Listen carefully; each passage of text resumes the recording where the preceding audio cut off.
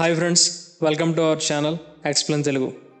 Last episode story ending line గుర్తు చేసుకుంటే, శామ్కి వస్తున్న వింత కళలు అండ్ ఆ సైకిక్ విజన్స్ మామూలువి కావు. వాళ్ళ అమ్మ చావుకి, అలాగే వాళ్ళ ఫ్యామిలీ చుట్టూ జరుగుతున్న మిస్టరీకి డైరెక్ట్ లింక్ ఉందని మనకు క్లారిటీ వచ్చింది కదా. ఆ సస్పెన్స్ అండ్ క్యూరియాసిటీతో మనం ఇప్పుడు సీజన్ 1 ఎపిసోడ్ 14 నైట్ మేర్ ఎపిసోడ్లోకి ఎంటర్ అవబోతున్నాం. ఎపిసోడ్ మొదలవగానే శామ్ ప్రశాంతంగా నిద్రపోతుంటాడు. కానీ సడన్గా అతనికి ఒక భయంకరమైన విజన్ వస్తుంది. కలలో అతను కారులోంచి దిగి గ్యారేజ్ డోర్ తీయడానికి వెళ్తాడు. కానీ సడన్గా డోర్ దానంతట అదే లాక్ అయిపోతుంది. కార్ ఇంజన్ ఆన్ అవ్వి సైరెన్సర్లో నుండి పొగ విపరీతంగా వస్తుంటుంది. ఆ పొగకి ఊపిరి ఆడక ఆ వ్యక్తి గెలగలా కొట్టుకుంటూ చనిపోతున్నట్లు శామ్కి రియలిస్టిక్గా కనిపిస్తుంది. శామ్ ఉలిక్కిపడి లేస్తాడు. భయంతో వణుకుతూ పక్కనే ఉన్న డీన్ని కూడా నిద్రలేపుతాడు. డీన్, త్వరగా లే, నాకు మళ్ళీ విజన్ వచ్చింది, ఎవరో చనిపోతున్నారు, మనం వెంటనే వెళ్ళి ఆపాలి అని అంటాడు. శామ్ చాలా కంగారు పడుతూ ఉంటాడు. డీన్ నిద్రమత్తులో ఉండి ఇదంతా వింతగా చూస్తాడు. ఏదొక చెడ్డ కళ మాత్రమే, ప్రశాంతంగా పడుకో అంటాడు. కానీ శామ్కి తెలుసు అది కేవలం కళ కాదని, అది నిజంగా జరిగిపోయే ఒక భయంకరమైన నిజమని. ఆ కళలో కనిపించే కార్ లైసెన్స్ ప్లేట్లు గుర్తుకు తెచ్చుకొని ఆ ఇల్లు మిషిగన్లో ఉందని ఇంటర్నెట్లో వెతికి కనిపెడతాడు. ఇక ఏమాత్రం ఆలస్యం చేయకుండా వాళ్ళు ఎవరి ప్రాణాలైనా కాపాడొచ్చు అనే ఆశతో ఇంపాలా కారు తీసుకొని మిషిగన్ బయలుదేరతారు. అప్పటికే వాళ్ళు చాలా టెన్షన్లో ఉంటారు. కానీ అక్కడికి వెళ్ళేసరికి అంతా అయిపోతుంది. ఇంటి బయట పోలీస్ కార్లు, అంబులెన్స్ ఉంటాయి. శామ్ కలలో చూసినట్లే జిమ్ మర్ఫీ అనే ఒక వ్యక్తి గ్యారేజ్లో కార్బన్ మోనాక్సైడ్ వల్ల చనిపోయి ఉంటాడు. అది చూసిన శామ్కి ఒక పక్క భయం, ఇంకొక పక్క ఆశ్చర్యం వేస్తాయి. తన విజన్స్ అంటే కళలు ఖచ్చితంగా నిజమవుతున్నాయని కన్ఫర్మ్ అయిపోతుంది. జిమ్ చనిపోవడంతో ఆ ఫ్యామిలీ మొత్తం తీవ్ర విషాదంలో మునిగిపోతుంది. ఇప్పుడు శామ్ అండ్ డీన్కి అసలు ఏం జరిగిందో, ఎలా జరిగిందో తెలుసుకోవాలి. ఇది మామూలు యాక్సిడెంట్లా లేదు, ఖచ్చితంగా ఏదో ఒక సూపర్ న్యాచురల్ శక్తుల పనే అని వాళ్ళు నమ్ముతారు. కానీ పోలీసులు మాత్రం దీన్ని ఒక నార్మల్ సూసైడ్ లాగా లేదా యాక్సిడెంట్ లాగా కేసు క్లోజ్ చేయాలని చూస్తుంటారు. ఇలాంటి టైంలో డైరెక్ట్గా వెళ్ళి మేము గోస్ట్ హంటర్స్ అని చెప్తే ఎవరు నమ్మరు కదా. అందుకనే మన హీరోలు ఇద్దరు తమ ట్రిక్ ప్లే చేస్తారు. చనిపోయిన వ్యక్తి కుటుంబంతో మాట్లాడడానికి వాళ్ళిద్దరూ ఫాదర్స్ లాగా, అంటే చర్చి ఫాదర్స్ లాగా గెటప్స్లో నల్లకోట్లు వేసుకొని ఇంటికి వెళ్తారు. చూడడానికి చాలా డీసెంట్గా ఉంటూ జిమ్ ఫ్యామిలీకి సానుభూతి చెప్పడానికి వచ్చినట్లు నటిస్తారు. ఆ ఇంట్లో వాళ్ళకి జిమ్ భార్య అంటే ఆ ఇంటి ఇల్లాలు కలుస్తుంది. ఆమెతో పాటు ఒక కుర్రాడు కూడా ఉంటాడు. అతనే మ్యాక్స్ మిల్లర్. ఈ ఎపిసోడ్లో ఈ క్యారెక్టర్ చాలా ఇంపార్టెంట్. మ్యాక్స్ చూడడానికి చాలా భయస్తుల్లా, అమాయకుల్లా సైలెంట్గా ఒక మూలను కూర్చొని ఉంటాడు. గెటప్స్లో ఉన్న శామ్ అండ్ డీన్ ఆ ఇంట్లో ఎంటర్ అవగానే చుట్టూ ఉన్న పరిసరాలను నిశ్చితంగా గమనిస్తుంటారు. జిమ్ భార్యతో మాట్లాడుతూనే అసలు ఆ ఇంట్లో ఏమైనా వింత శబ్దాలు వినిపించాయా, లేదా ఏమైనా చల్లటి గాలి లాంటిది తగిలిందా ఇండైరెక్ట్గా అడుగుతారు. ఆమె మాత్రం అలాంటిదేమీ లేదు, అతను చాలా మామూలుగానే ఉండేవాడు, సడన్గా ఇలా జరిగిందని చెప్తూ ఏడుస్తుంది. ఆ తర్వాత వాళ్ళు మ్యాక్స్ని పలకరిస్తారు. మ్యాక్స్ కళ్ళల్లో ఏదో తెలియని బాధ, భయం కనిపిస్తుంటాయి. అతను తన తండ్రి చనిపోయినందుకు పెద్దగా ఏడుస్తున్నట్లు కూడా అనిపించదు. అది శామ్కి కొంచెం వింతగా అనిపిస్తుంది. ఏదో తేడా కొడుతుంది అని వాళ్ళకి అర్థమవుతుంది. ఖచ్చితంగా ఆ ఇంట్లో ఏదో దెయ్యం లేదా దుష్టశక్తి ఉందని వాళ్ళు ఫిక్స్ అవుతారు. ఎందుకంటే గ్యారేజ్ డోర్ దానంతట అదే లాక్ అవడం అనేది సైంటిఫిక్గా ఇంపాసిబుల్ కదా. వాళ్ళు ఆ ఇంట్లో ఎవరికి తెలియకుండా చిన్న రౌండ్ వేస్తారు. వాళ్ళ దగ్గర ఉన్న ఈఎంఎఫ్ మీటర్స్ అంటే ఎలక్ట్రోమాగ్నెటిక్ ఫీల్డ్తో చెక్ చేస్తారు. సాధారణంగా దెయ్యాలు ఉంటే ఆ మీటర్ బీప్ సౌండ్ చేస్తుంది, కానీ అక్కడ ఎలాంటి సౌండ్ రాదు. ఈఎంఎఫ్ మీటర్లో ఎలాంటి రీడింగ్స్ రాకపోవడంతో డీన్కి చిరాకు వస్తుంది. ఇక్కడ దెయ్యం లేదు, భూతం లేదు, ఇది మామూలు సూసైడ్ ఏమో అని శామ్ అక్కడి నుంచి వెళ్ళిపోదామంటాడు డీన్. కానీ శామ్కి మాత్రం తన విజన్ మీద పూర్తిగా నమ్మకం ఉంటుంది. లేదు డీన్, నా కలలో నేను చాలా క్లియర్గా చూశాను, ఆ డోర్ దానంతటా అదే లాక్ అయింది, దీని వెనక ఖచ్చితంగా ఏదో ఉంది అని పట్టుబడతాడు. వాళ్ళిద్దరూ తిరిగి మొటల్కి వచ్చి అదే విషయం మీద డిస్కస్ చేసుకుంటూ ఉంటారు. ఆ సమయంలో శామ్ తన గురించి తాను చాలా భయపడుతూ ఉంటాడు. నాకే ఎందుకు ఇలాంటి విజన్స్ వస్తున్నాయి, నాకు ఈ శక్తులు ఎక్కడి నుండి వచ్చాయి, నేను కూడా ఏదైనా రాక్షసుల్లా మారిపోతున్నానా అని ఎమోషనల్గా అడుగుతూ ఉంటాడు. డీన్ తన తమ్ముడిని ఓదారుస్తూ, నువ్వేమీ భయపడకు, నేనున్నాను కదా, ఈ శక్తులు కేవలం ఇతరుల ప్రాణాలు కాపాడడానికే దేవుడు నీకు ఇచ్చాడేమో అని పాజిటివ్గా ఆలోచించమంటాడు డీన్.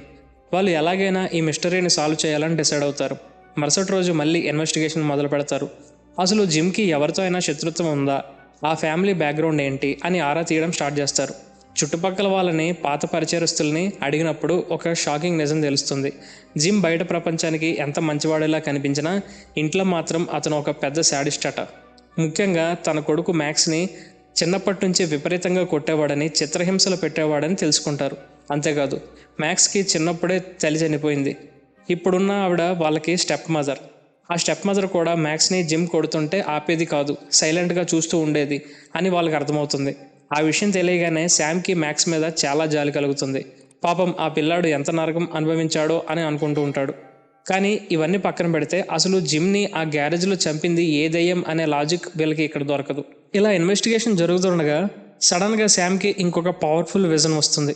ఈసారి విజన్ ఇంతకు ముందు కంటే చాలా దారుణంగా క్లియర్గా ఉంటుంది. విజన్ వస్తున్నప్పుడు శామ్కి తల పగిలిపోయేంత నొప్పి వస్తుంది. అతను కింద పడిపోయి గిలగిల కొట్టుకుంటూ ఉంటాడు. డీన్ కంగారు పడి అతన్ని పట్టుకుంటాడు. ఈ కళలో ఈసారి జిమ్ వాళ్ళ తమ్ముడు అంటే మ్యాక్స్కి స్వయాన బాబాయ్ అయిన రోజర్ చనిపోతున్నట్లు కనిపిస్తుంది. రోజర్ తన అపార్ట్మెంట్లో ఉంటాడు. సడన్గా అతని గదిలోకి కిటికీ దానంతటా అదే కింద పడి అతని తల తెగిపోయినట్లు కలలో కనిపిస్తుంది. ఆ రక్తం, ఆ భయంకరమైన దృశ్యం చూసి శామ్కి చెమటలు పడతాయి. శామ్ వెంటనే డీన్తో, త్వరగా ఈసారి చనిపోయేది రోజర్, మనం అతన్ని ఎలాగైనా కాపాడాలి, టైం లేదు అని అరుస్తాడు. ఆ విజన్లో కనిపించిన క్లూస్ బట్టి రోజర్ ఉండే బిల్డింగ్ని వెతుక్కుంటూ ఇద్దరూ తమ కారులో లైట్ స్పీడ్తో బయలుదేరతారు. వీళ్ళు కారులో ఫుల్ స్పీడ్లో రోజర్ ఉండే అపార్ట్మెంట్కి చేరుకుంటారు. మెట్లు ఎక్కుతూ వేగంగా అతని ఫ్లాట్ దగ్గరికి వెళ్తారు. ఫ్లాట్లోకి వెళ్తున్న రోజర్ని ఆపడానికి ప్రయత్నిస్తారు, కానీ రోజర్ మాట వినకుండా వెళ్ళిపోతాడు. శామ్ అండ్ డీన్ రోజర్ని ఆపడానికి ఇంటి వెనక నుంచి వెళ్ళడానికి ప్రయత్నిస్తారు. ఈలోపు లోపల రోజర్ దగ్గర ఉన్న కిటికీ దగ్గరికి వెళ్తాడు.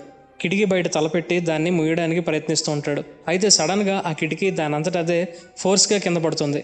దీంతో అతని తల 2 ముక్కలవుతుంది. డీన్ కళ్ళ ముందే ఈ దారుణం అంచు జరిగిపోతుంది. ఆ పదునైన అంచు కింద రోజర్ మెడ తెగిపడడంతో దీంతో రోజర్ చనిపోతాడు. శామ్కి తన విజన్లో ఏది చూశాడో అది కళ్ళ ముందు జరగడంతో పిచ్చెక్కినట్లవుతుంది. తన కళ్ళ ముందు ఒక ప్రాణం పోయింది, తాను ఏమీ చేయలేకపోయానని చాలా గిల్ట్ ఫీల్ అవుతాడు. డీన్ అతన్ని అక్కడి నుంచి తీసుకెళ్ళిపోతాడు. పోలీసులు రాకముందే అక్కడి నుంచి సేఫ్గా ఎస్కేప్ అవుతారు. ఇప్పుడు వాళ్ళ మైండ్లో 100 ప్రశ్నలు ఉంటాయి. ఇద్దరూ మోటల్ రూమ్కి వెళ్ళిన తర్వాత అసలు ఆ కిటికీ ఎలా పడింది, అక్కడ దెయ్యం ఏం లేదు, ఏ అదృశ్య శక్తి ఆనవాళ్ళు లేవు. డీన్ తలపట్టుకుంటాడు. అప్పుడే శామ్కి ఒక పెద్ద ఫ్లాష్ వస్తుంది. అదంతా దెయ్యాల పని కాదు, అదంతా చేస్తుంది మనిషే అని అతనికి క్లారిటీ వస్తుంది. అప్పుడు శామ్ అంటాడు, డీన్, మనం తప్పుగా ఆలోచిస్తున్నాం. ఇది ఏ దెయ్యం పని కాదు, ఇదంతా టెలికైనసిస్, అంటే వస్తువులను ముట్టుకోకుండా కేవలం మైండ్ పవర్తో కదిలించే శక్తి. ఎవరో ఒక మనిషి తన మైండ్ పవర్తో ఆ గ్యారేజ్ డోర్ని అలాగే కిటికీని మూసేశారు అని చెప్తాడు. అప్పటి వరకు దెయ్యాల వైపు ఉన్న ట్రాక్ కాస్త సైకలాజికల్ సూపర్ పవర్స్ వైపు టర్న్ అవుతుంది. కానీ ఆ పవర్స్ ఎవరికి ఉన్నాయి అని డీన్ అడిగినప్పుడు శామ్ వెంటనే అమాయకంగా ముఖం పెట్టుకొని ఉన్న జిమ్ కొడుకు మ్యాక్స్కి అని చెప్తాడు. మ్యాక్స్కి నిజంగా పవర్స్ ఉన్నాయా, వాడు అమాయకుల్లా నటిస్తున్నాడా? ఈ ప్రశ్నలతో వెంటనే వాళ్ళు మ్యాక్స్ బ్యాక్గ్రౌండ్ని చెక్ చేస్తారు. వాళ్ళకి అప్పుడు అర్థమవుతుంది, తన తండ్రి పెట్టిన ఫిజికల్ అండ్ మెంటల్ టార్చర్ వల్ల మ్యాక్స్ అలా తయారయ్యాడని శామ్కి అర్థమవుతుంది. తనలో ఉన్న పవర్స్తో తన తండ్రిని అలాగే బాబాయిని చంపాడని కూడా అర్థమవుతుంది. అయితే మ్యాక్స్ని చూసి శామ్ బాధపడతాడు, ఎందుకంటే శామ్ కూడా తనలో ఉన్న శక్తులను చూసి భయపడుతుంటాడు. ఇప్పుడు మ్యాక్స్ని చూస్తే ఫ్యూచర్ కూడా అలాగే ఉంటుందేమో అని ఒక రకమైన ఇన్సెక్యూరిటీ అతన్ని వెంటాడుతూ ఉంటుంది. మనం మ్యాక్స్ని ఆపాలి, వాడు రాక్షసుడు కాదు, కేవలం పరిస్థితుల వల్ల అలా మారిన బాధితుడు అని చెప్తాడు శామ్.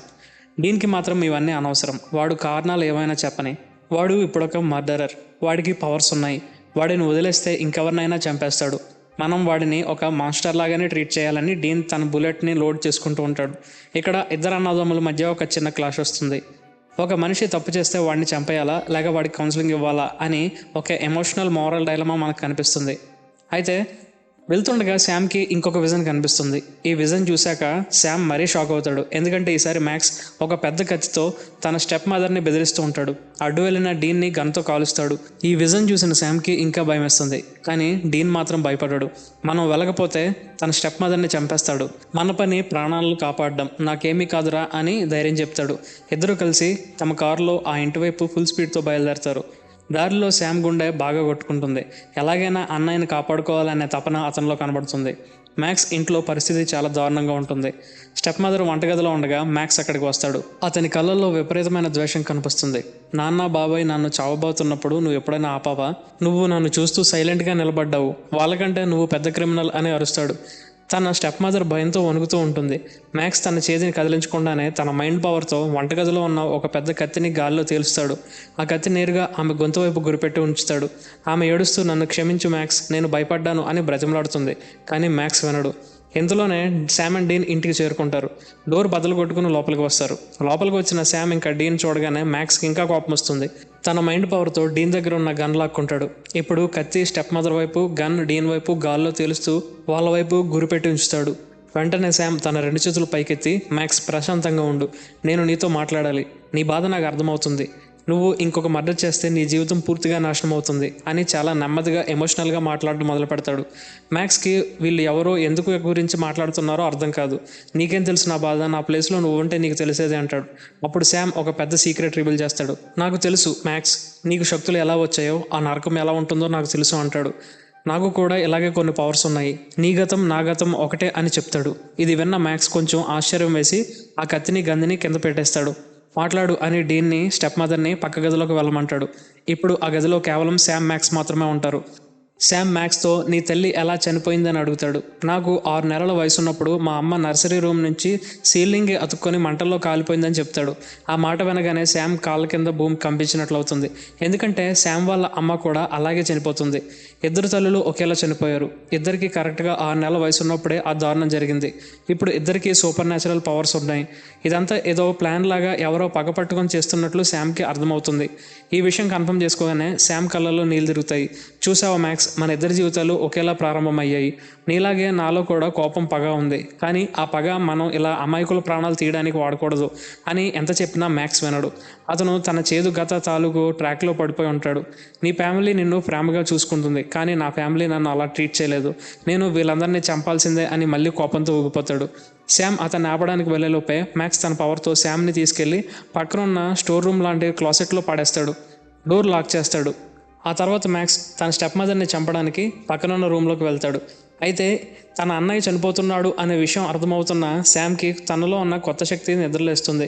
తను లాక్ అయి ఉన్న ఆ డోర్ని తెరుచుకొని మ్యాక్స్ ఉన్న రూమ్లోకి వెళ్తాడు. మ్యాక్స్ ప్లీజ్, ఇది కరెక్ట్ కాదు, నువ్వు ఇలా చేస్తే రాక్షసుడికి నీకు తేడా ఏముంటుందని గట్టిగా అరుస్తాడు. మ్యాక్స్ ఒక్కసారిగా ఆగిపోతాడు. తన చుట్టూ జరుగుతున్న దాన్ని చూసి తను చేస్తున్న దారుణం ఏంటో అతనికి అర్థమవుతుంది. తన స్టెప్ మదర్ భయంతో ఏడుస్తూ ఉంటుంది. డీన్ కింద పడి ఉంటాడు. మ్యాక్స్లో ఒక్కసారిగా రియలైజేషన్ వస్తుంది. తనలో ఉన్న ఆ బాధను, ఆ చేదు జ్ఞాపకాలను తట్టుకోలేక ఏడుస్తూ నేను ఇలా బ్రతకలేను అని గట్టిగా అరుస్తూ తన చేతిలో ఉన్న గన్తో తనని తానే కాల్చుకొని సూసైడ్ చేసుకుంటాడు. దీంతో అక్కడ అంతా సైలెంట్ అయిపోతుంది. ఒక మంచి పిల్లాడు పరిస్థితుల ప్రభావం వల్ల ఒక సైకోలా మారి చివరికి తన ప్రాణాలను తానే తీసుకున్న ఈ తీరు మనల్ని కదిలిస్తుంది. కట్ చేస్తే పోలీసులు వస్తారు. డీన్ అండ్ శామ్ అక్కడి నుంచి వెళ్ళిపోతారు. కారులో వెళ్తుండగా శామ్ చాలా డల్గా ఉంటాడు. మ్యాక్స్ లాగే నాకు కూడా ఆ పవర్స్ వచ్చాయి డీన్, రేపు నేను కూడా వాడిలా రాక్షసుల్లా మారిపోతానా అని భయాన్ని పంచుకుంటూ ఉంటాడు. దానికి డీన్ చిరునవ్వుతో నేనున్నాను కదా, నీకు అలా ఎప్పటికీ జరగనివ్వను, నువ్వు సేఫ్ అని ధైర్యం చెప్తాడు. దీంతో ఇక్కడితో ఎపిసోడ్ ముగుస్తుంది. సో ఫ్రెండ్స్, ఈ వీడియో స్టోరీ మీకు నచ్చినట్లయితే తప్పకుండా ఈ వీడియోని లైక్ చేయండి. మరిన్ని ఇంట్రెస్టింగ్ స్టోరీ కోసం మన ఛానల్ని సబ్స్క్రైబ్ చేసుకోండి, ఫాలో అవ్వండి. Thank you guys, thank you for watching. Stay tune on explain Telugu.